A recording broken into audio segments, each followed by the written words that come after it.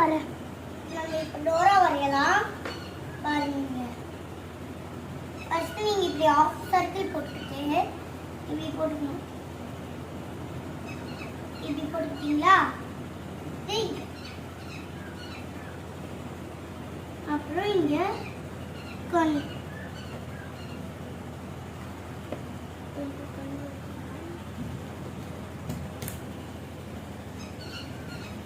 கண்ணு இவ்வளோ, இங்கே ஒரு கண்ணு, ஐப்ரோ. ஓகேவா?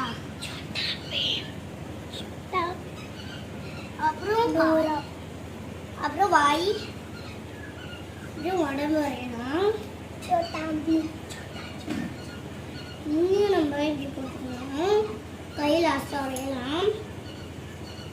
வந்து